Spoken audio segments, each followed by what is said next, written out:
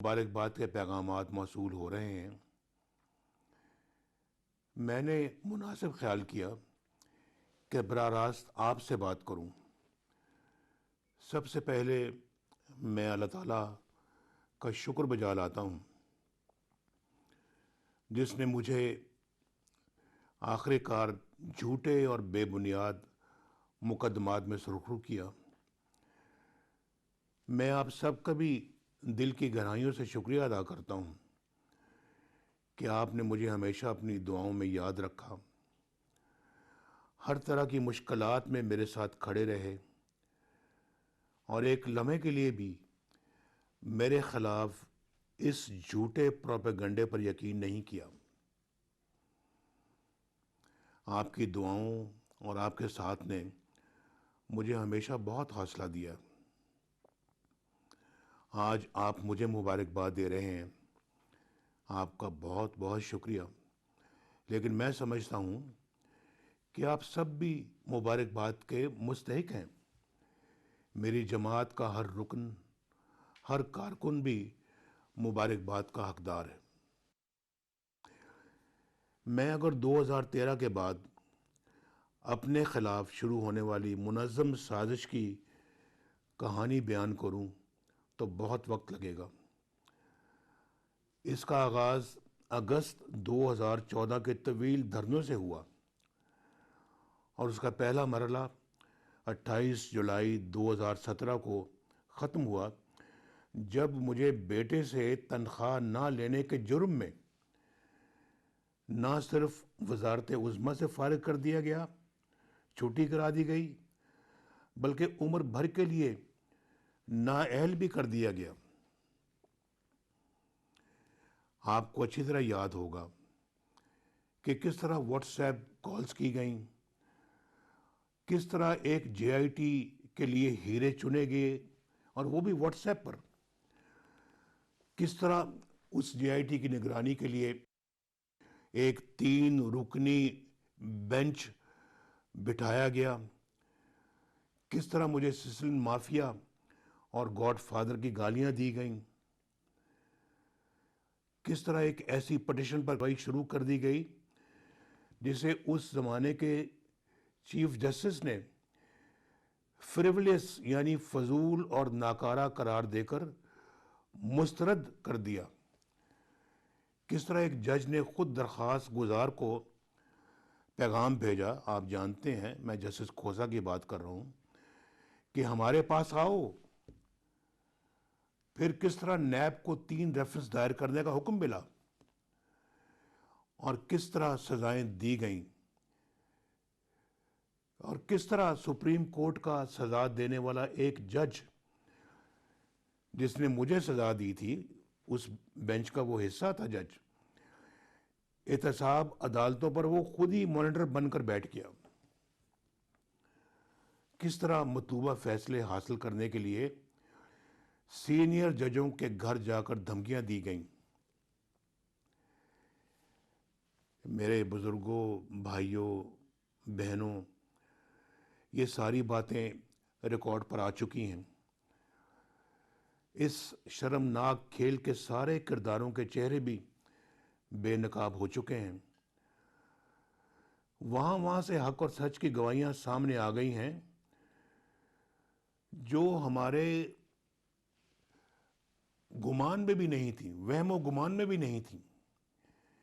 ये सब अल्लाह का करम है, क्योंकि मैंने अपना मामला तो अल्लाह पर छोड़ दिया था और आपको याद होगा मैंने कहा था मैं अल्लाह पर छोड़ता हूं। और आज बेगुनाह करार दिए जाने के बाद जब मैं पीछे पलट कर देखता हूं तो मसाइब, मुश्किलात और आजमाइशों का लंबा सिलसिला नजर आता है। मैं तवील अरसा जेल में रहा, अपनी बेटी के हमरा सैकड़ों पेशियां भुगती, इल्ज़ामात थोपे गए, गालियां खाईं, किरदार कुशी हुई। लेकिन मेरे ये जख्म हर रोज़ ताज़ा होते हैं कि मैं अपने वालिद मोहतरम की मैयत को कंधा ना दे सका। मैं अपनी वालदा मोहतरमा का ताबूत कब्र में नहीं उतार सका। मैं जिंदगी के हर लम्हे में सहारा देने वाली अपनी अहलिया के साथ वक्त न गुजार सका जबकि वो इस दुनिया से रुखसत हो रही थी। अल्लाह ताला ने हमें ये गम बर्दाश्त करने की हिम्मत और तौफीक अता फरमाई।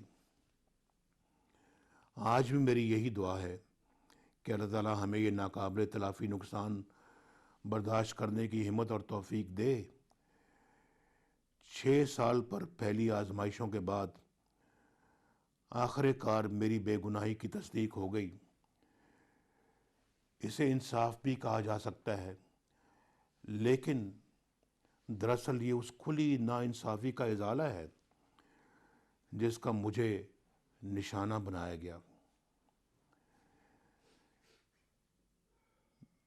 मैं ना अपने आप को कई साल पीछे ले जा सकता हूँ, ना बिछड़ जाने वालों को अपने प्यारों को वापस ला सकता हूँ।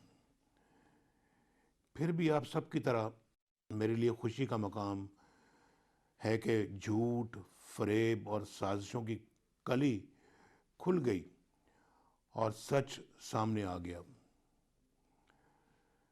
लेकिन मेरे वतन के वासियों, मैं मुसलसल 6 साल से ये बात सोचता रहा कि मुझसे दुश्मनी करने वालों ने मेरे पाकिस्तान को क्यों निशाना बनाया।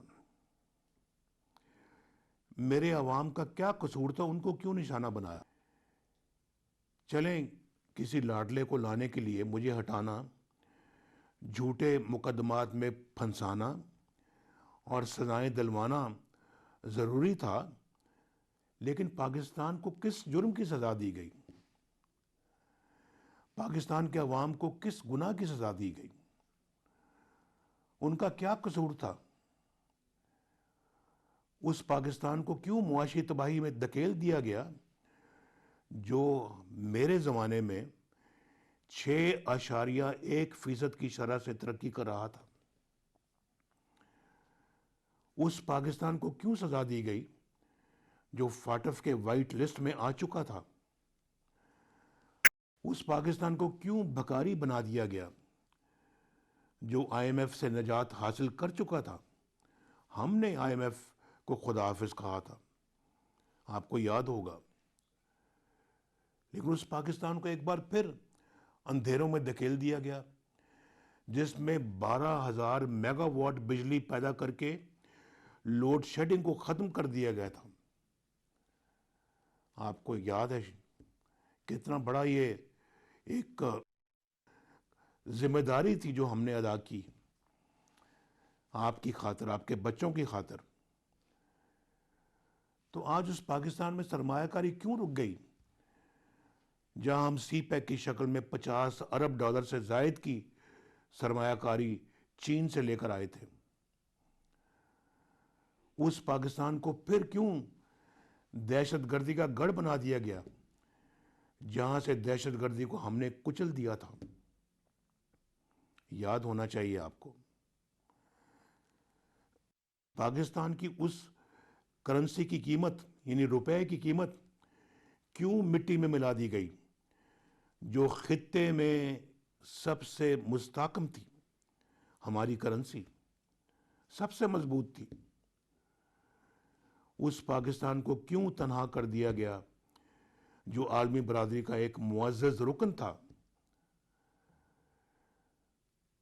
और मेरे भाई और बहनों, आज मेरे दिल और दिमाग में ये सवाल अंगारे की तरह सुलग रहा है कि आपका क्या कसूर था, आपने ऐसा क्या गुनाह किया कि आपको मुझसे भी ज़्यादा शदीद, मुझसे भी ज़्यादा संगीन सजाएं दी गई। क्यों आपको तारीख की सबसे खौफनाक महंगाई का लुकमा बना दिया गया।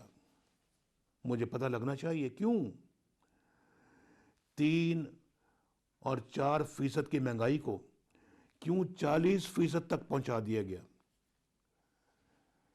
रोटी 5 रुपए की मिल रही थी हमारे ज़माने में, जो 4 रुपए की या 5 रुपए की मिल रही थी, वो किसने 20 और 25 रुपए तक पहुंचा दी। मैं पूछना चाहता हूं, आपको जो चीनी 50 रुपए किलो मिल रही थी, वो 250-300 तक कौन लेकर गया? जरा बताएं मुझे। यही तो मेरे सवालात हैं और यही मैं रोज पूछता हूं। मुझे सजा देनी थी, दे ली, लेकिन आपका आटा, आपकी दालें, आपकी सब्जी, आपकी दवाएं किसने छीन ली? नौजवानों के रोजगार की राहें किसने बंद कर दी? मेहनत कशों, मजदूरों, किसानों की जिंदगियां क्यों अजाब बना दी गई? नवाज शरीफ से दुश्मनी थी ना आपको? आपको नवाज शरीफ से दुश्मनी थी ना? तो मुझे तो आपने जेल में डाल दिया, और भी डाल देते, लेकिन आपको ये सजा क्यों दी गई? ये मेरा सवाल होता है। मेरा अपने बारे में जो सवाल होता है उसके पीछे ये होता है सवाल। असल सवाल ये है कि आपके घरों के चूल्हे क्यों बुझा दिए गए? आपके बच्चों की तालीम क्यों छीन ली गई? और आपको सेहत की सहूलतों से क्यों महरूम कर दिया गया? अल्लाह ताला का शुक्र है कि अल्लाह ताला ने मुझे सुरखरू किया। मेरे सब मुकदमे झूठे निकले, फ्रॉड मुकदमे निकले, जाली, फेक, और अदालत ने मुझे हर इल्ज़ाम से बरी कर दिया।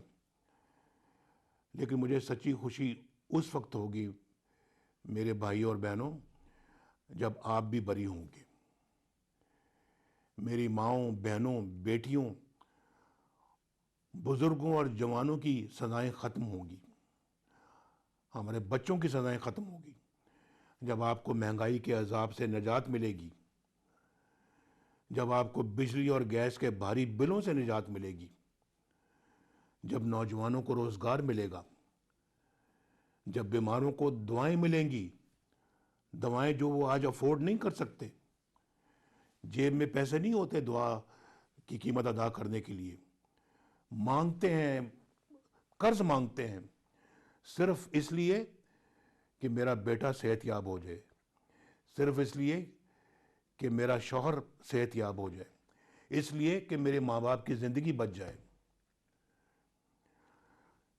ये हाल हो चुका है। और हमारे ज़माने में दुआएं मुफ्त मिलती थी, मुफ्त इलाज मुफ्त होते थे। जब ख़वातीन के हकूक़ का तहफ़्फ़ुज़ होगा, जब आगे बढ़ता, तरक्की करता और अवाम की खिदमत करता हुआ पाकिस्तान आपको वापस मिलेगा, तब मुझे असली खुशी होगी। आप जानते हैं कि नवाज शरीफ ख्वाब नहीं दिखाता, सब्ज़ बाग नहीं दिखाता। जो कहता है अल्लाह पर पुख्ता ईमान की बिना पर कहता है अल्हम्दुलिल्लाह, और अल्लाह भी उसकी मदद करता है। और मैं अल्हम्दुलिल्लाह जो कहता हूँ अल्लाह के फजलो करम से और आपकी दुआओं से करके दिखाता हूँ। 1990 में अल्लाह ने मेरी मदद की, 2013 में अल्लाह ने मेरा हाथ थामा। मुझे कभी अच्छे हालात नहीं मिले, लेकिन जब भी मुझे इक़्तिदार से फारिग किया गया, मैं अल्हम्दुलिल्लाह पाकिस्तान को कई गुना बेहतर हालत में छोड़ कर गया, और आप गवाह हैं इस बात के। तो मेरे अहले वतन, मुझे अपनी सज़ाओं से निजात के लिए अदालतों से रुजू करना पड़ा, जज साहिबान से अपनी बरियत के फ़ैसले लेने पड़े। आपको किसी अदालत में नहीं जाना, आप खुद अदालत हैं। आपने किसी जज को दरख्वास्त नहीं देनी, आप खुद जज हैं। इंशाअल्लाह मुझे मालूम है कि आप 8 फरवरी को अपनी जजमेंट ज़रूर सुनाएंगे, एक खुशहाल पाकिस्तान की, एक तरक्की याफ्ता पाकिस्तान की। और आप अपनी जजमेंट सुनाएंगे, अपनी बरियत का फ़ैसला आप खुद करेंगे। खुद ही आपने अपनी सज़ाओं का ख़ात्मा करना है, और मुझे यकीन है कि आप अपना मुकद्दर बदलने की भरपूर सलाहियत रखते हैं। अल्लाह ताला हम सब का हामी नासर हो। फिर मिलेंगे इंशाअल्लाह। खुदा हाफिज़।